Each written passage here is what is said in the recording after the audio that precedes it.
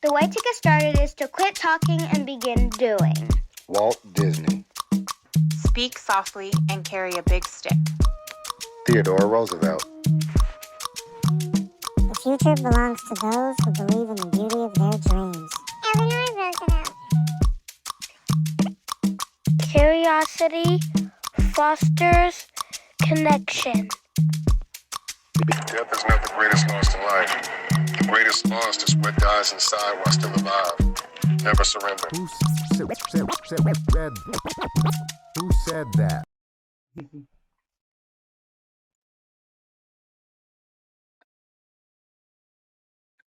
Welcome back to the bakery. This is Pie Talk. It's your host, B. Willis. And Priscilla Z. Happy to see you.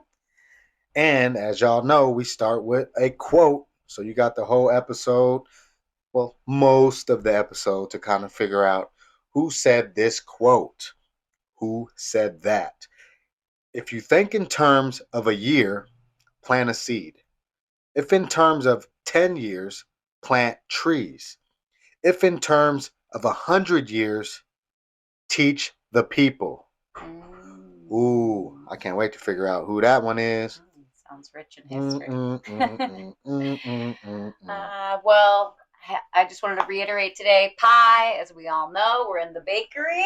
We've got our awesome logo, and I don't know if you see the shirt, but we got some merch coming around too to help promote pie everywhere we go. We are on the mission to pursue internal evolution. It happens all day, every day. Kind of with or without your consent, so you might as well do it with some intentions, and it's going to happen for the rest of your life. So take some leadership and some ownership of your own narrative, and make sure that you are going out into this world and finding pie with the people all day, every day. We love pie. Pie for the people. Yes, take a moment. Believe in yourself. Give yourself that quality time and self-care. You know, it's amazing. Shout out to Peter Galloway. He watched one of the first episodes and his feedback was like, great show. He needs it. He loves it. I appreciate the support. Appreciate the subscribing. So make sure, if nothing else, support us with your subscription. It's free. Absolutely. Another thing that I wanted to do today that I haven't done before, but I wanted to thank all of the people that continue to try to serve me tea.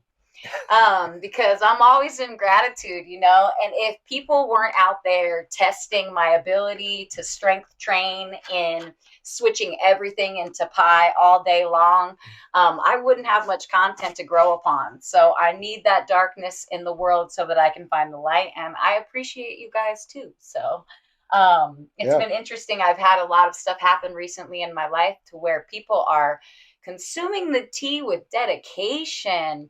And I just watch them kind of drift and wither into hot sadness, hot mess. And it's not something that I really even want to participate in, because I can see that in their own physicality, it's becoming a reflection of who they are. That negativity is never something that we want to force on anybody or indulge in on the daily. With pie, it's kind of like you're filling your body up with that goodness to grow something. Just like the quote earlier, you know, what kind of seed are you planting? What kind of tree are you planting? What kind of teaching are you trying to do to the people that surround you? Did you pick that quote based on our logo? Actually, the universe did, but I just, you know, I was a vessel. So I guess today we could jump right in to keep effing going. I would love to honor our folks, our best guys out there. We've got Joshua Smith and Jordan Davis. Yeah. Good looking out. You guys are great authors. We love the material, and that's why we are promoting it. Every episode, we are giving the fans free pieces of your pie that you put together. So keep effing going. It's 365 pages of affirmations, truths, and celebrations. and we will read a page every episode. If this is your first time tuning in, that's what this segment's all about. Keep effing going, written by Joshua Smith and Jordan Davis. My favorite part of the book, too, really, is that there's cool pictures on every page. So it's kind of inspiring, not just in the words that are there, but in the beauty on each page as well, visually. So it's a fun thing to indulge in. You guys can pick it up on Amazon. And it's one of those purchases that is going to filter into other people's growth and development. You could have it on your coffee table, but it's also helping out two of our really good friends. So we'd appreciate it if you went out there and checked it out. Today we went backwards, but really because we're going forward, we're just revamping on the things we've learned. You can always learn more. On our last episode, it was actually really cool. B and I both were sitting there growing and internally evolving with something right that we before thought, your eyes. Right, we thought that we had already accomplished that, but no, of course, that's not how this life works. Today we're on day 4, and I don't know, do you want me to read it, or are you up to you, B? I think I read yesterday's. Okay. So, we go back and forth. All right. We share the load. It's easy. When life hits hard, it can be tough to find your center. That's where meditation comes in. Find a quiet place, close your eyes, and take a few deep breaths. Let go of any tension or stress you're holding in your body. Think about the things you're facing and let yourself feel whatever emotion comes up. Visualizing a bright, protective light surrounding you. Inhale that calm and peaceful energy. Exhale that stress and negativity. Pour it out. Just keep breathing and focus on your breath for a few minutes. Meditation is a great tool to find inner peace and calmness. But don't hesitate to contact one of your peers, family, or a mentor for some extra support. The other day, we were in a class that we're going to kind of touch base on some of the curriculum here today with you guys. But the class that I was involved in is led by B, and it's all about developing better relationships with ourselves, our friends, and our family, and really developing a way of carrying yourself every day, all day long, so that you can have great communication with those that you want to engage with. And what's really cool is I kind of came into that class thinking that it was all about the Priscilla show. I was really trying to develop myself, and I thought that I was going to have to figure that out alone. Come to find out, in that class, I benefit more than ever from engaging with my peers in that room than I ever imagined. And everybody in that room, although we come from different walks of life, we all are becoming better friends and essentially our own little family through what we're doing. And we decided to do an exercise. It was a meditation. We do some really cool guided meditations together, and I got to lead one. And one thing that I would suggest when we're doing a meditation is grounding into your body and trying to see what your body might want to tell you. So if you guys want to work through something to where you get calm and you get in your center, start to sit down and think, what's happening in my feet right now? What's happening in my legs? Where do I feel the most weight? On what side? Is it the right side? Is it the left side? So on the right side of the human body, we carry a lot of our masculine energy. And on the left side, we carry a lot of our feminine energy. And both male and female carry both of these forms of energy within self. And so, I'll just do a personal little vulnerability moment here. But I'm always trying to keep up with the boys. I'm always trying to be tough, and I want to be a businessman. That's what I thought a lot of my life, and I'm a little different these days. But so my right shoulder, it's tough. It's up high and tight, and it's kind of a little aggressive. Where I think sometimes in the past I thought that feminine energy was a form of weakness, and so my left shoulder, it's kind of like a little wimp noodle over here sometimes. And when I sit in my own physicality and my form of meditation, I can see, hey, what's going on here? What are my belief structures doing about that divine feminine and divine masculine energy? And what's really interesting is when I give the two some credit, I start to talk out the balance in my meditation, those shoulders kind of switch it up and they get in line. So the other thing that you can do is you can focus in on your eyes and your head and your ears and your jaw, your neck, your back, your spine that supports your whole system and structure. Where are you feeling the weight of the world or some tension? And how can you talk to that piece of your body and say, hey, I see you. I acknowledge that that's something that you feel. And then tell yourself that you love that part of your body, that you accept yourself, and that you believe in the divinity that that part holds in order to keep your whole system upright and in high function. And I just believe giving ourselves and our body that chance doesn't mean that when we're meditating, we have to go off into some faraway place. Sometimes we can sit in our body and find magic and relief in ways we might not have given ourselves credit or found the possibility to do so. Oh, absolutely. I agree. 100,000%. Because a lot of the guided meditations that I have led, you take a moment and just also pay attention to the five senses, for example. That's great. You know, when you're sitting still and your feet are grounded and you're listening to your body and you're listening to the faculties of your body, what are you smelling? What are you tasting? What are you seeing in your mind's eye?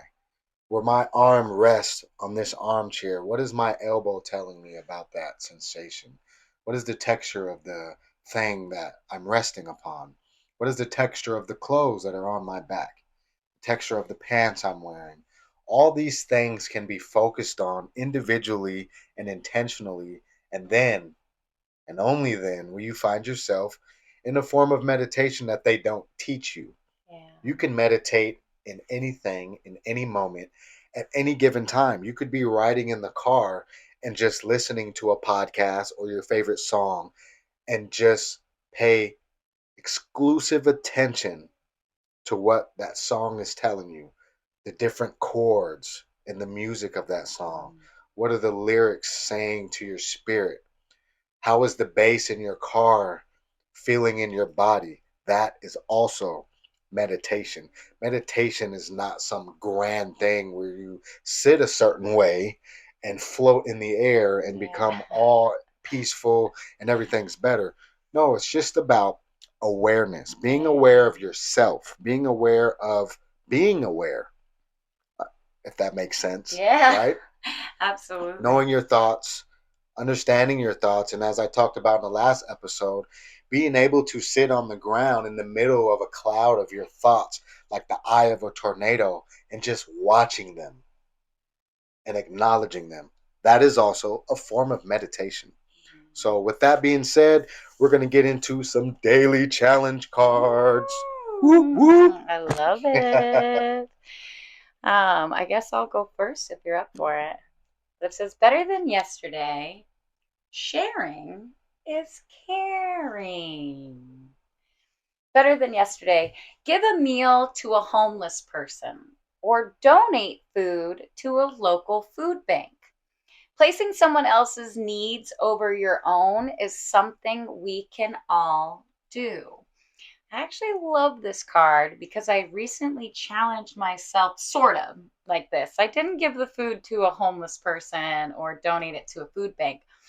But you know when you're cooking at home and you make a big meal and then you put the leftovers in the fridge and you say you're going to eat them, but you don't. You usually maybe eat half of them. There's a hog at my house. Okay, perfect. I eat all the leftovers. We've got some garbage disposals going down, which that's wonderful. But when you don't have the capacity to accomplish eating all of the food that you put, that bounty that you put in your fridge, just imagine that in 5 whole seconds, because that's what it takes, you take a portion, you put it in a Ziploc bag, and you give it to somebody, anybody. Could be your friend. Could be someone on the street. You could find a homeless person and just hand it over. But making sure that you're not wasting that food that you put all that love and intention to. And I do believe that it betters you because you're not sitting in gluttony and you don't feel bad when you end up dumping everything out in the garbage a week later. And then also, you put love into that food, you might as well give it somebody you love. It's a simple way to pivot it. So I love this challenge. And also, we have a large houseless community in our area. And if we really want to pursue internal evolution, we got to make sure that we're bringing everybody along. So consider those that might be a little less fortunate out there. Make sure to involve them in some of the pie you be baking at home. Wow. That's facts. I mean, I sometimes, I don't do it all the time because I'm not rolling in dough, not the Yeah. USD. I am rolling in currency, just not that kind. Yeah, The kind that I value. I'm a billionaire, right? for sure. But yeah, I love that. Sometimes, I see someone at a stoplight and if they're houseless and I get the urge, I'll go and I have change in my side console, I give them money. And it's not, like I said, it's not every time, but I do feel that urge. Yeah. And my card in front of me is long time no see, but I'm over here and I'm about to steal this one because Yeah. it says, dream it, do it. Better than yesterday, 113. Create a vision board for yourself. I'm glad I grabbed this one. Enjoy the process of visualizing the life you want to create. It'll give you clarity on what to do next. I love vision boards. Me too. I have to do a fun little personal share because it was one of those moments in my life that I was like, what? Are you kidding me? But it was pivotal. So I was in my early 20s and I wasn't doing so hot. I've been not so hot, full of tea a couple of times. And in this era of me, I was trying to figure out my placement. I had a lot of stress and anxiety, and I was kind of a little bit of a hurricane. And I have somebody that I was gifted in my life. Her name is Lori, and her husband's name is Harry, and they are magical people. They have a daughter named Katie. And I've always called Lori like my fairy godmother. She's just like this wonderful woman that she owned a metaphysical bookshop, a used bookshop in the Yardbirds where my parents had a little craft stand. And I got the luxury of growing up there when I was about 18 months old until I went to kindergarten. And so I got to experience time with her. And at the time, she couldn't have children. And so my parents, they were older parents, and they decided to share me. And so they would have me go over there on weekends, or every holiday we would share holiday time. And like she cried at my kindergarten graduations and was at every play and really promoted me as a human being. She believed in me always. And it didn't matter what I was doing. She was always encouraging the most positive form of myself. So I wasn't doing that hot, and I came to her.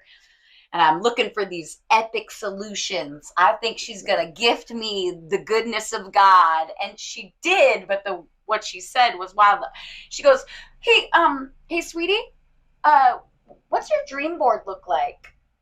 Have you made a dream board lately? Or you got any of that on the wall?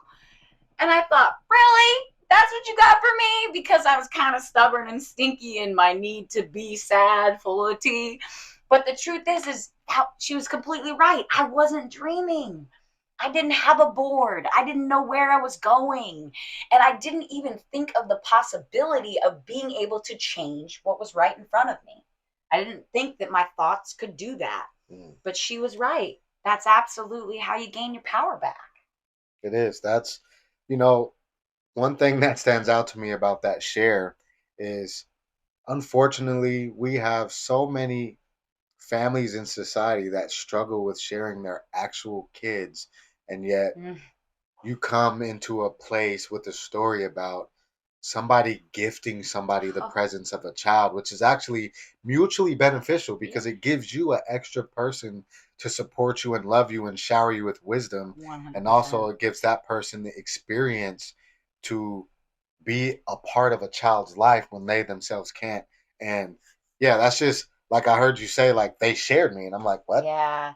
But at the same time, it wasn't a what, like that's crazy. It was like, wow, that's beautiful. Yeah, so it was That's kind of like, amazing. you know how like you go to your mom's one weekend, you go to your dad's one weekend, like they just kind of did that throughout my lifetime where I went to this other wonderful family's house. And like one of the first things that I did with them is like there was Healthy Kids Day at the YMCA.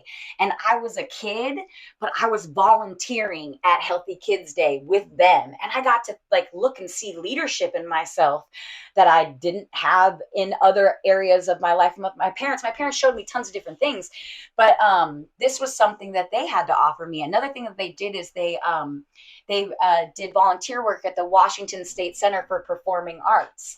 And when you do that, if you guys know this, you guys can usher or you can volunteer for the Washington Center for Performing Arts, and then you get to watch the shows while you're waiting. So you're not only, giving to your community, but you're also getting it back. And like these weren't things that were like foreign concepts to my parents. My parents did their own activism in their own way. But because I had this other family with this other light, I got enriched in ways that, I mean, it was like having double the goodness all the time throughout my entire life. And right down to the dream board stuff. Like, man, what a gift, She also taught me about affirmations and about Louise Hay and listening to classical music in the car and Nice. perpetuating just so much goodness in my life. And to this day, I am a better person because they were in my life. And we are definitely going to do an entire topic around Louise Hay. She's she deserves that. So coming down the pipeline, Louise Hay will have her own episode. Absolutely. We'll tell you guys all about her. Bless her soul. Which leads into the topic of today. Something I'm personally very proud to bring to you, and it's a blueprint to recovery.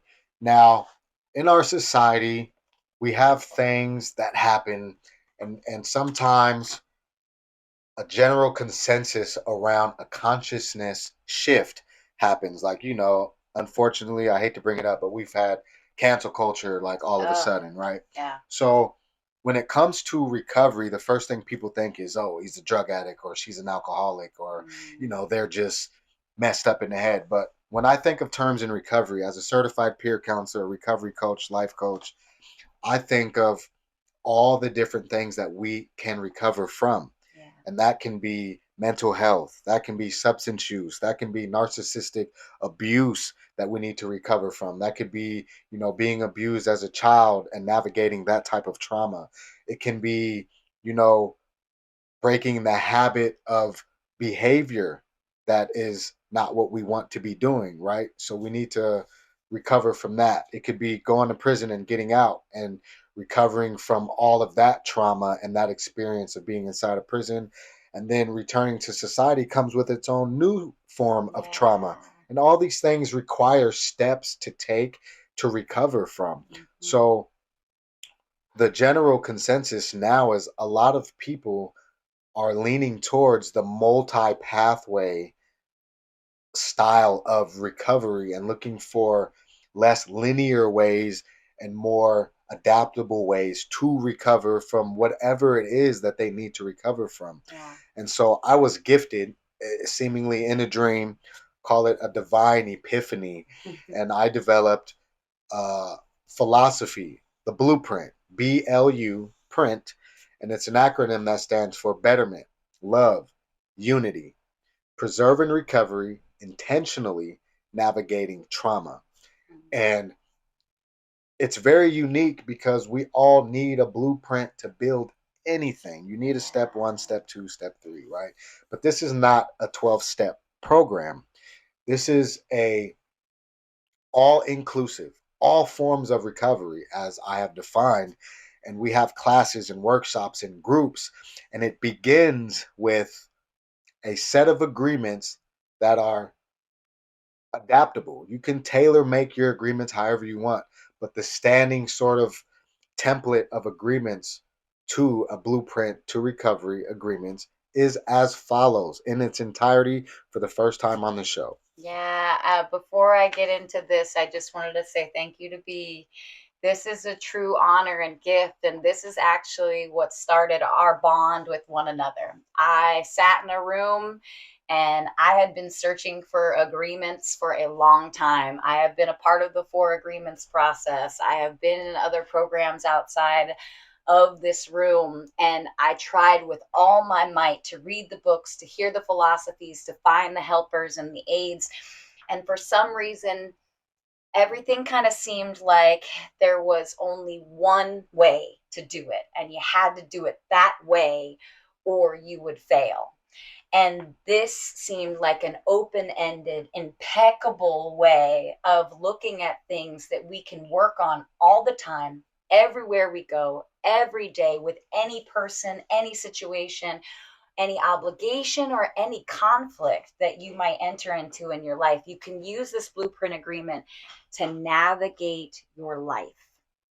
So if you want to drum roll, Right. without further ado, repeat this in your soul with intention as I speak it to you. I agree that I want to make changes to better myself, my life, and my relationships. Today, I am making the following internal agreements to write a narrative for myself that I can be proud of and take ownership of. I agree to be better than I was yesterday, to be the best version of myself in any given moment, and to focus on what I can do, what I control, and what I invest my energy in. I agree to love myself first, putting positive energy, thought, time, and action into my own well-being, and treating myself as if I am my very own best friend. By acknowledging my strengths, appreciating my beauty, and protecting myself in all ways. I agreed to connect with others in a positive and authentic way. I can accept that curiosity fosters connection. I agree to look for the commonalities among others and myself and practice open-mindedness when confronted with something new by asking questions that are meant to seek understanding and promote unity. I agree that I will do my best to preserve my progress in recovery and growth, and to use the tools I have gained and will gain to be intentional in my healing. I will seek to face my past, present, and future experiences with intent to navigate trauma with as little collateral damage to others as possible. I will do my best to remind myself not to hold others responsible for my behavior, my trauma, or my peace. Although I may have been a victim, I agree today that I am not a victim, and I will not victimize anyone in the process of my healing journey. With this blueprint, I agree to start the process of building a foundation for the life I know I deserve and the recovery I admit is possible. I agree to add these principles to my toolbox, among others, for the betterment of myself, my family, and my community. Most importantly, I agree that I am worth it. We are what we agree to. So those are the agreements that we start any type of session or group with. And also for viewers, if you want your own copy of those agreements, you can just email and ask for a copy, pietalkpodcast@gmail.com, and you will get one emailed to you immediately, and you can print it. I have mine framed at home. Yeah. Priscilla has everywhere. one. She has one in her phone. My daughter had one in her backpack the other day. It was great. I was like, oh, it's everywhere, have it on the dash of my car sometimes. So when people drive by or see it, my car in the parking lot, they'll look and read it, get nosy.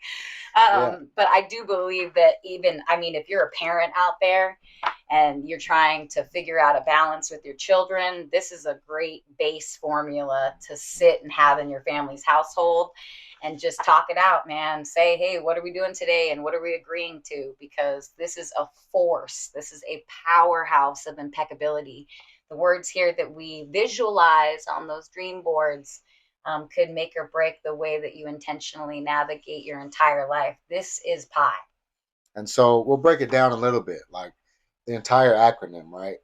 Betterment, love, and unity. When you think about betterment, it starts with self. Yeah. How can you be better? Pi, pursue internal evolution, right? The betterment of yourself creates room for the betterment of those around you, for the betterment of your offspring, for the betterment of your everyday life and how you move. And it doesn't matter what religion, race, creed, or culture you come from. It doesn't matter how you identify. It doesn't matter any of those things, where you live, what level in society that you consider yourself. These agreements are personal agreements to become a better human being. Yeah. It's very simple. Now, love, as defined by this particular philosophy, is very specific in its definition.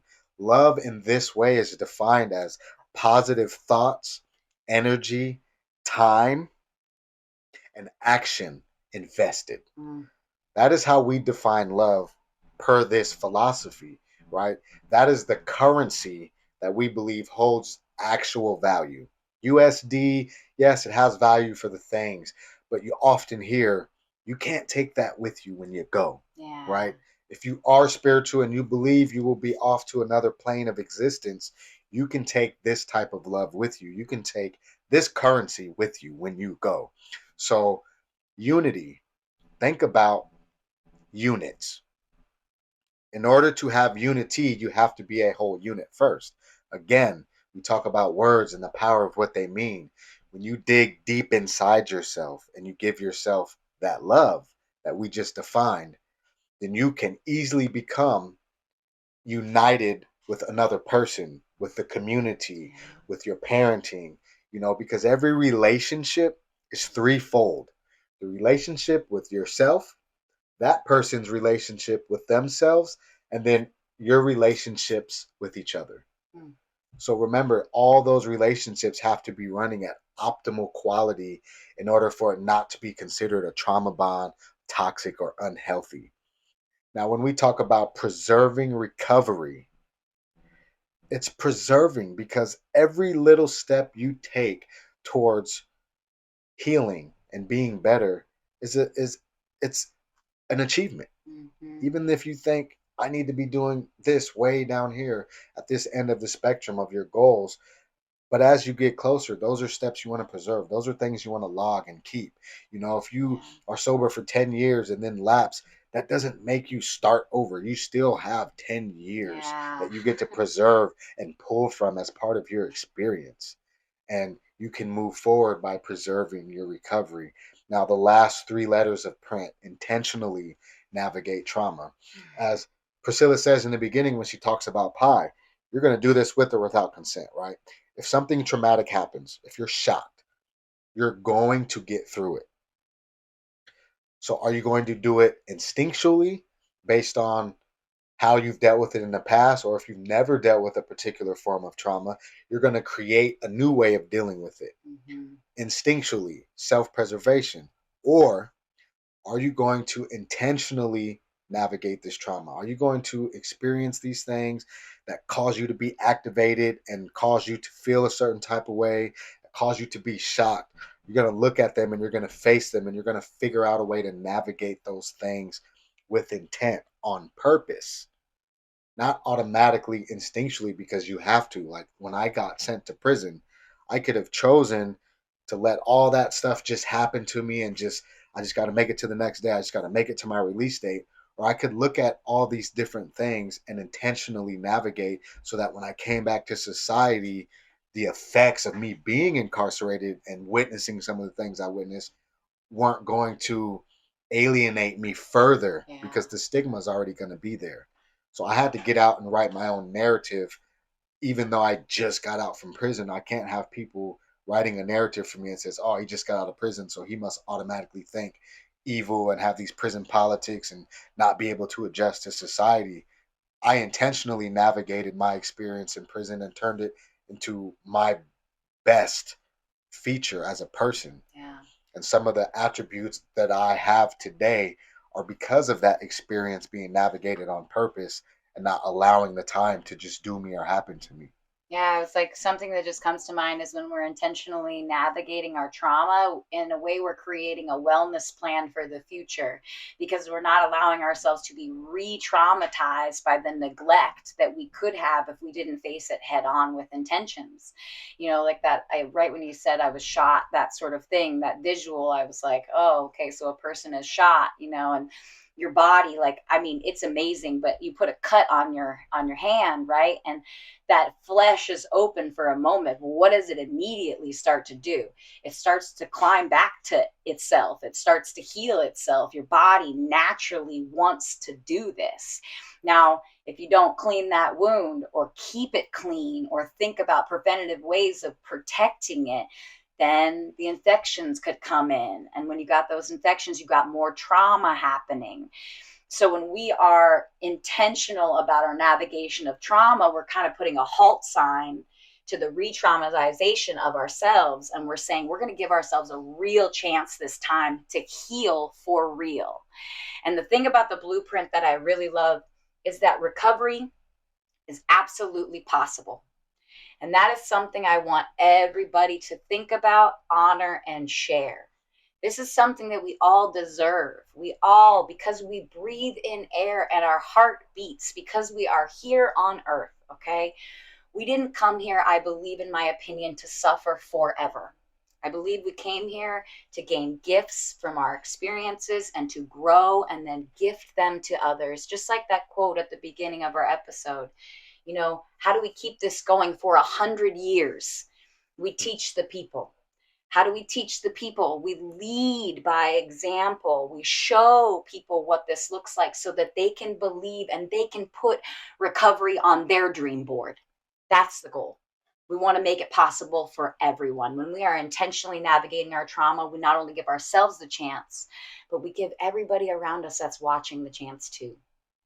Yeah, and you start to create pathways in your brain that allow you to deal with situations according to how you've dealt with them recently, right? So if your natural response to a trauma is to be passive and become an introvert, and then you become a victim, and then you victimize yourself, and then you allow other people to victimize you.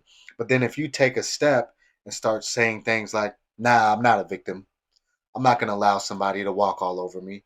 I'm going to stand up for myself.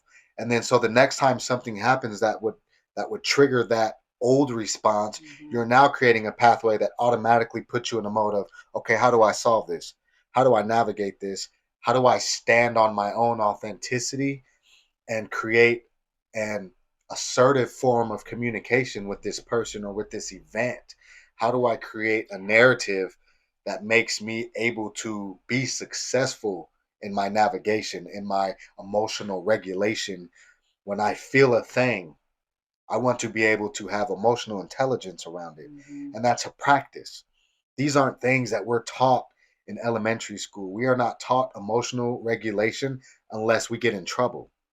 And then we are taught how to not do a thing instead of taught how to navigate a thing that's going to happen. We're going to have emotions. We're going to have anger feelings. We're going to feel sad. We're going to feel depressed. We're going to feel slighted. We're going to feel like things are unfair or unjustified.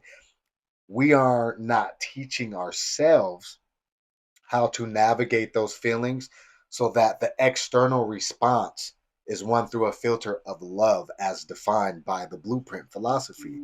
So if you put on this new filter of love and seeing things through that filter of positive thoughts, time, energy, and actions invested, you're going to invest into your own self so that your experience is now looked through in a way of a loving, positive way.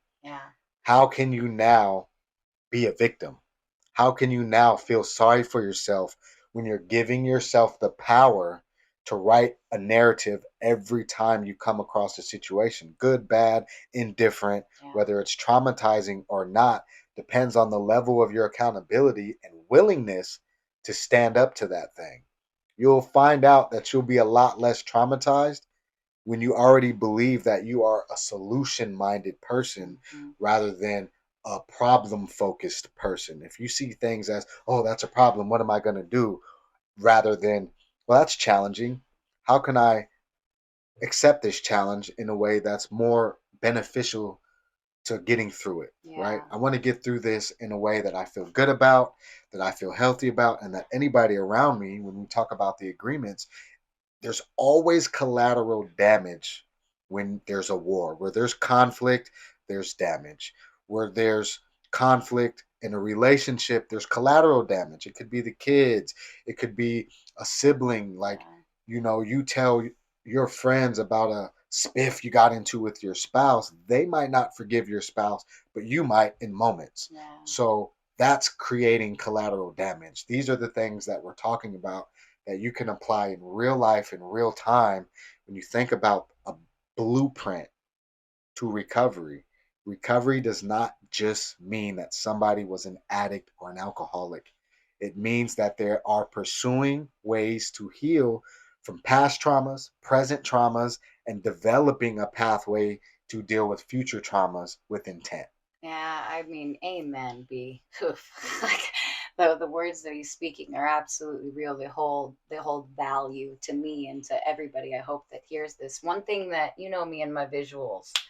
So one thing that is really interesting I heard recently is that, our parents and stuff, we look to our parents to heal us. We wanted them to fix it all for us. But if you really look at your parents, they were trying to heal themselves.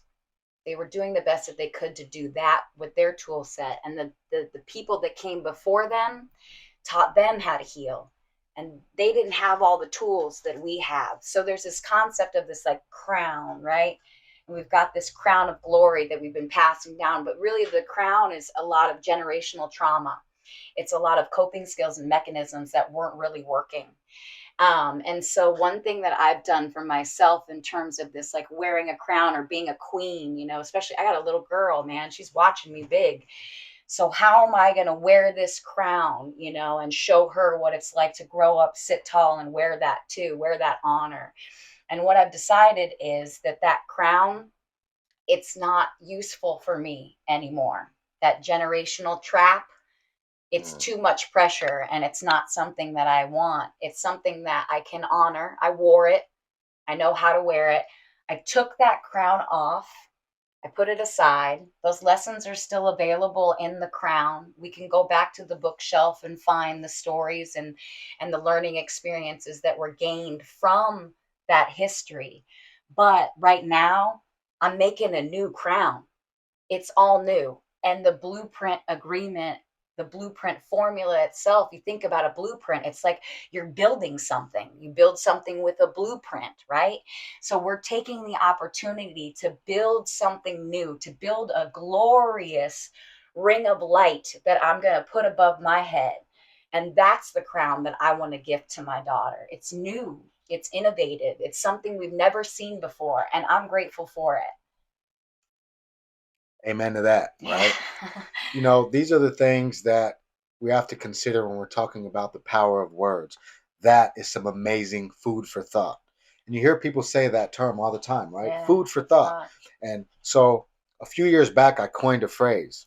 It's because I used to come across a lot of dudes in prison that some people would call stupid or slow or whatever. And it dawned on me that intellectual malnourishment is a real thing. Yeah. Because when a baby, is it a parent's or the caretaker's job to provide the nourishment for this child to survive? In the same way, intellectual nourishment is also the duty of the caretaker to provide. You have to provide opportunities and pathways for your child to grow and develop intellectually as well as emotional intelligence. Yeah. So if they're emotionally or intellectually malnourished, it doesn't mean that they're ignorant or stupid or can't or won't learn. It just means somebody didn't give them the intellectual nourishment. Someone didn't give them the lessons. Yeah. Someone didn't give to them the things that they needed to thrive in that area.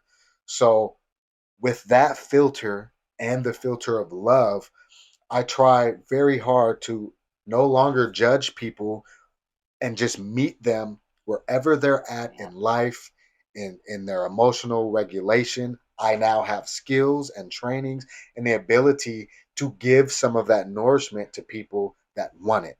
And so I take a lot of pride and a lot of joy in coming into people's lives and giving them pieces that they weren't given by their parents or their Yeah. society, or like when we were raised in gang life as I was. I remember nobody was giving me that game. They were like, go rob this, go do this, go do that, go fight him, go fight him. And it's like they're just gaining that little bit of enjoyment at my expense. Right. When I was the little soldier that was willing to go do this in prison, you call them missiles because you just send them off and they go blow up. And it's like, aha, now he's going to jail or he's going to the shoe. And then they don't take care of your family after that. They don't teach you things that are quality pieces of information that you will need to be successful. You know, I've come to realize in a lot of ways, gangs are like cults, Mhm. right?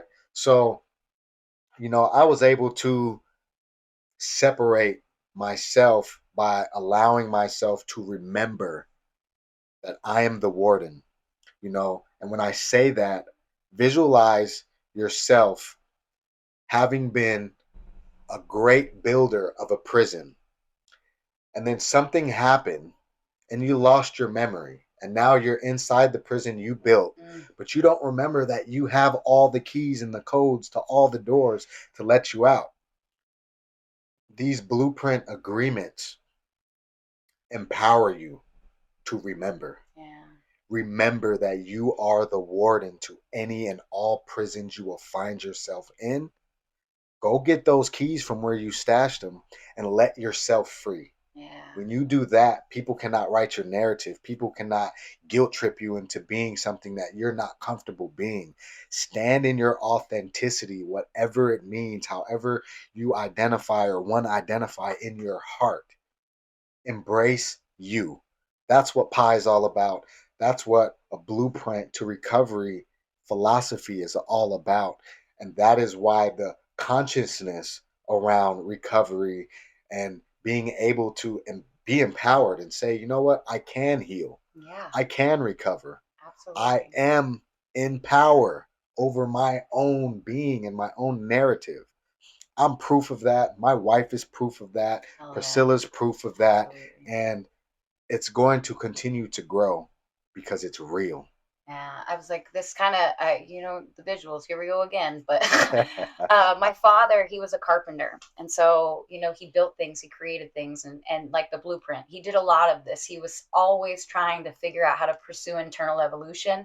And he was always trying to gift it to us. He came from poverty. He came from hardship. He came from things that I won't share with you because I'm not trying to traumatize you today, because it was too much for any human being to really withstand.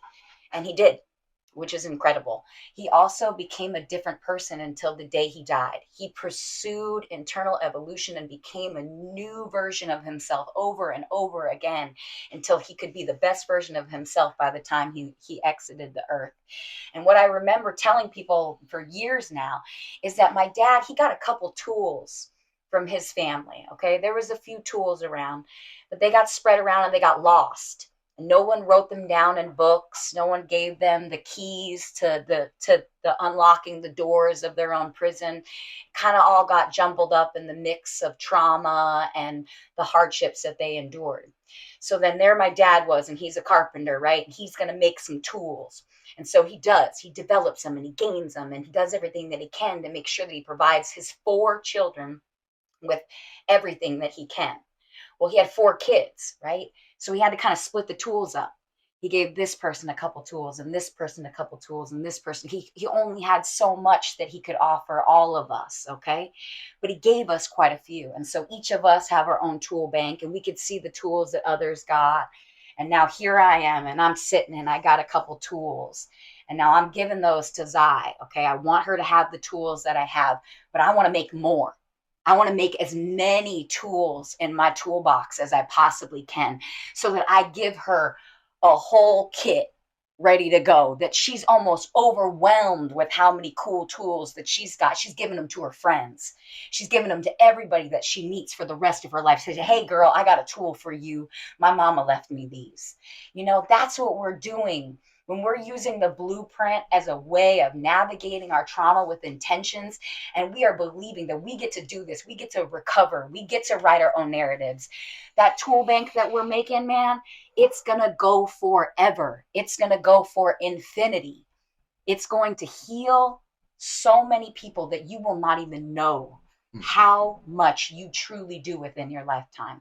This is worth it, and we're all absolutely worth it. Because you really are what you agree to. You know, if I came out of prison and I listened to the narrative of others, if I agreed to that, I would in no way, shape, or form be where I'm at today, emotionally, spiritually, even financially, even with my family reunification. So many people had a narrative already written for me before I even came home. 4 years gone away from society, not even in communication with these people. But as soon as I resurfaced, they already wrote a book about me. Yeah. They already wrote a book about what I was going to do, how I was going to behave, and they put labels on me and stigmas. And I chose not to agree to any of that. I chose to continue in the path. I had a mission. I'm on that mission. And because of that mission, you're seeing this today. You're seeing me on Facebook. You're seeing me on YouTube. And I'm walking in my authenticity every single day. And I'm growing and evolving every single day. Every single time we do one of these, I hear something from her, or it comes out of my own mouth, Right. that I think later, like, wow, that was dope. Right. I need to apply that. Yeah. Right. And so take a moment and just give yourself a once over. Look inside. Ask yourself about your core agreements. Ask yourself about the belief system that is your GPS, if you will. How is your GPS programmed? Who programmed it? Yeah. Are you okay with the program that's in system right now? And if you aren't, are you willing to challenge and rewrite your own programming, your own core beliefs? Replace the filter with a new filter so that you can see the world a little bit differently. And when you do that, who knows? You might just have a little bit better quality of life in general. You might become a better parent, a better coworker, a better friend, a better sibling, whatever it takes. If you're watching this, it's because you want to pursue internal evolution. You are here for pie, and we're here to bake pie with you, not for you, No. with you. These are tools. Like Priscilla said, we're creating tools, we're chiseling away tools, and it's your input and your feedback that is helping create some of the design to these tools. And then we all get to use them. Yeah. And we all get to decide when and how we want to use them. Like whatever tools go in your toolbox, I don't get to tell you, hey, you can only use that tool for that thing. You get to use your tools however you want. You get to build your house and your blueprint however you want. You get to make whatever agreements you want. But if you're in a prison, you're also the warden, so it's your fault. Yep. And I don't mean that in a negative way. No. I mean that in a very positive and empowering way. It's your fault when you're doing good, and it's your fault when you're doing bad. The pie that we have and the pie that we create is only as good as the ingredients that we make it with. So I want high quality ingredients, and I love all of you guys for participating and offering us some of those goods too, to make a new pie, to make a new recipe all the time, you know.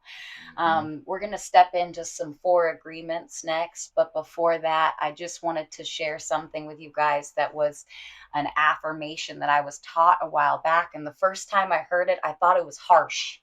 I thought it was a little mean. But it's actually a really beautiful thing to say. It's none of my business what you think of me.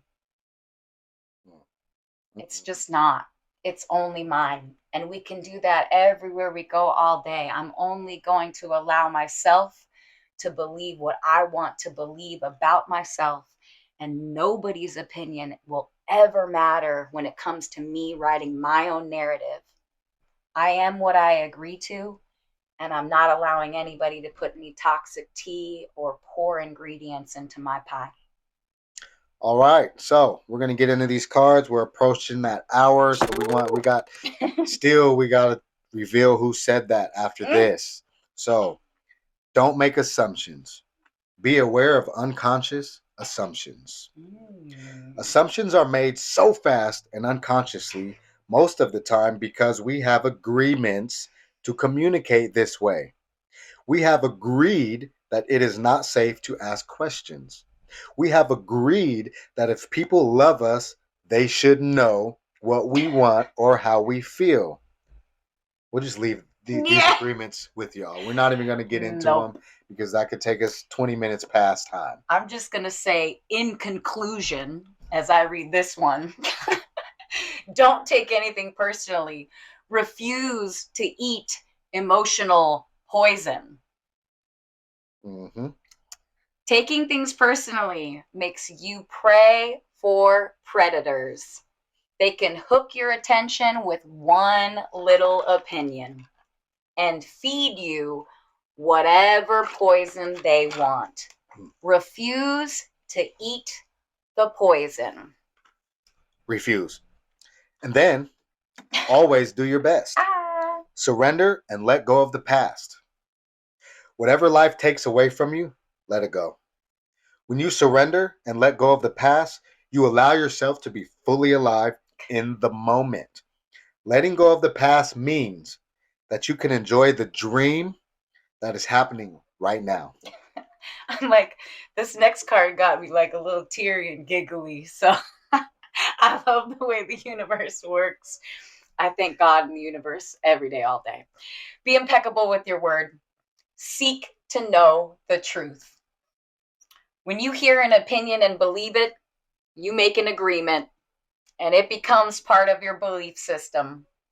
The only thing that can break this agreement is to make a new one based on truth. Only the truth has the power to set you free. Speaking of the truth, we now have the answer in just a second.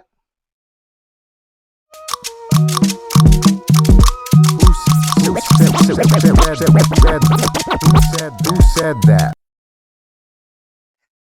And a historical wonder is Confucius. Ooh. Confucius, or known as Master Kong, was born as a Chinese philosopher of the spring and autumn period who is traditionally considered the paragon of Chinese sages. Confucius' teachings and philosophy underpin East Asia culture, Asian culture and society, and remain influential across China and East Asia to this day. His philosophical teachings, called Confucianism, emphasize personal and governmental morality, correctness of social relationships. Sounds like pie. Justice, kindness, and serenity. Still sounds like pie. As well as an emphasis on a ruler's duty to their subjects. I just wanted to leave you with a couple more quotes by our very, very wise and fearless leader, Confucius. It does not matter how slowly you go, as long as you do not stop. Sounds like pie. Life is really simple, but we insist on making it complicated. Sounds like tea. I hear and I forget. I see and I remember. I do and I understand. That sounds like pie. Everything has beauty, but not everyone sees it. Our greatest glory is not in never failing, but in rising every time we fall. That sounds like pie. This guy. I'm like, thank you guys so much today. I did want to touch on the concept of philanthropy just because. I got one. We'll go for it. Shout out to Ade for collecting an abundance of lightly used clothes for giveaway to justice impacted families. Oh, He contacted me to come pick that stuff up. And if not today, then tomorrow I'll be able to grab a bunch of this stuff to give away for our drive coming up soon for Pursue It If You Want It, a nonprofit involved with justice impacted families and mentoring prisoners coming home and experiencing reentry. So big shout out to Ade, brother of mine. yeah. Appreciate your philanthropy efforts. Absolutely. Thank you so much. And back to the concept of Confucius. What are you guys doing out there? What is your philanthropy? What's your movement? Are you planting a seed? Are you planting a tree? Or are you teaching people? Are you being the example that we know we can be so that we get to trickle this out for hundreds and hundreds of years to come? Nice, nice.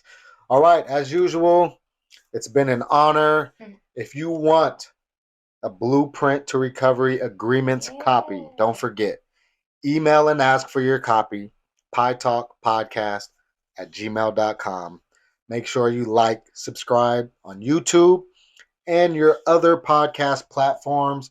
We also have a Facebook group, Pie Talk Community Connections Public Group, where we do a little engagement, questions and polls, and just if you have topics.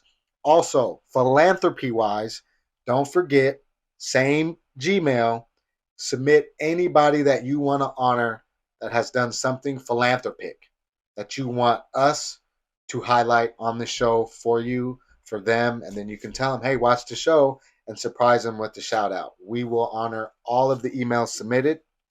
If there's a lot, we'll honor multiple in the same show. Yeah, just remember, we are what we agree to. So make sure you're listening to yourself and making the most high quality agreements that you find valuable to yourself. Betterment, love, unity, preserve and recovery, intentionally navigating trauma. What's your blueprint?